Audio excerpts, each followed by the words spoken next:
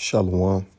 First and foremost, I want to give all praise, honor, glory to Yahweh, Bahashem, Yahushua, Bahashem, Rakahakudash, double honors to the apostles and elders, the great millstone who rule well and taught me this truth. Peace, blessings, salutations, and mercies to the elect and the one-third remnant out there listening and doing this word with all faith and sincerity scattered amongst the nations and the four corners of the earth. To you I say shalom, Lord willing. This video's edifying is going to be centered around the topic of the surety of the blood of the covenant, right? And how is greater than anything that we could have on this side, right? The sacrifice that Yahushua gave for Israel, represents so much, him being the lamb, right, of the Lord for the remission of sins is, that's greater than any love or any gift that we'll ever receive, right? That's why the gift of faith in that is so vital, right? So just gonna get right into it.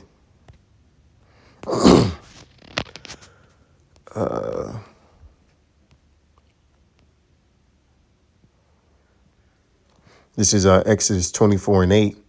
And Moses took the blood and sprinkled it on the people and said, Behold, the blood of the covenant which Yahweh Shemel Shai hath made with you concerning all these words. And that blood is what covers us, right? The blood of the lamb.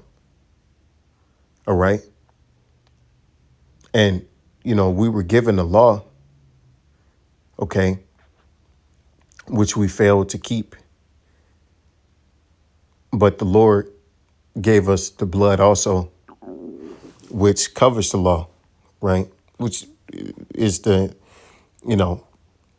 what makes Yahweh's sacrifice so great is that, it covered us all, right? So that's why we owe him to put him first, right? Above our families, above, our substance, okay?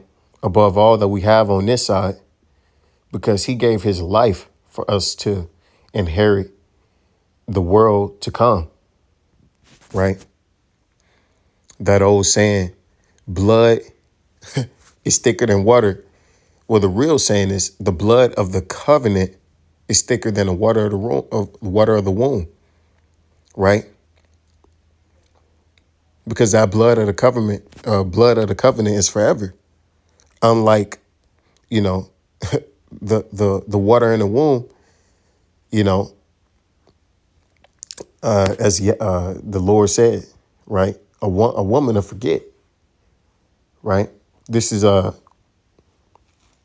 49:14. But Zion said, Yahweh Shemel Shai hath forsaken me, and my Lord hath forgotten me. Right? Because that's what our people figure. They figured that the Lord is no longer dealing with us. But little do they know, we have sinned a great sin, okay, against our power. And this is simply punishment. Okay. That was why Yahweh Shai came and performed the deed that he did, because that was the atonement for our sins, right? So we wouldn't be blotted out, so we wouldn't be forgotten as a people. Can a woman forget her sucking child that she should not have compassion on the son of her womb? Yea, they may forget, yet I will not forget thee. And that's where that saying comes from, right? Because a woman knows she's pregnant, and we see this every day, right? And take the life that's developing in her womb, all for you know, selfish reasons, all because she feels she's not ready for it, right? But then at the same time, you know, that's the first thing that women want to go to when they talk about, the love that they have or whatever. Well, we birthed you, and that woman worship shit. But guess what? The what Yahweh did was so much greater than what any woman could ever do, right? That's why this isn't for women, okay? The Lord didn't call women, he called men, okay? And we honor the woman as she should be honored, right? As a vessel to bring forth a man's seed into this world, okay? But the Lord said he's not going to forget us, right? He said his covenant, the blood in which was spilt for us, is forever. Behold, I have graven thee upon the palms of my hands. Thy walls are continually before me. So the Lord will never forget us. We're writ, as he said, he's written us in his hands, man. Okay. So this is a forever thing. All right. That's why it make a lot of sense when you think of it that way. He said, if you can't forsake your family, right, which I'm gonna get, then you're not worthy. Okay.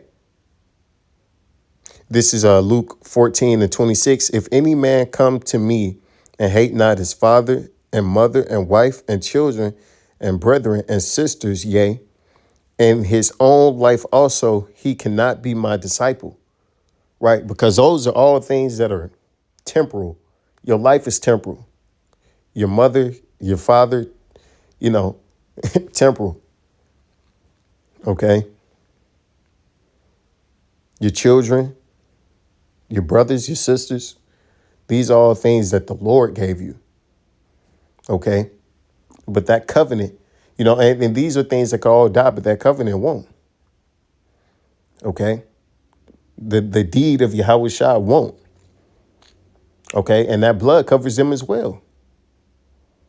And whosoever doth not bear his cross and come after me cannot be my disciple, because we have to be willing to put in the work to serve and, partake in that privilege to serve Yahweh Bashim Yahushua, right? It's an honor, okay, to have a chance to receive salvation on this side. Okay, that's what it means by bear your cross, because you're going to go through hell and high water. All right. And you're going to have all betray you. Right. All things, all people outside of, Yahweh Bashim Yahushua. That's who you got to trust. Right. To lead you and guide you and to get you through these hard times, because we're going to have obstacles. You're going to have obstacles, man. Those obstacles are opportunities to show your faithfulness to Yahweh Bashim Yahushua. Okay. This is Hebrews 13:12. Wherefore Yahweh also, that he might sanctify the people with his own blood, suffered without the gate. Right. He suffered what he did for us. Right.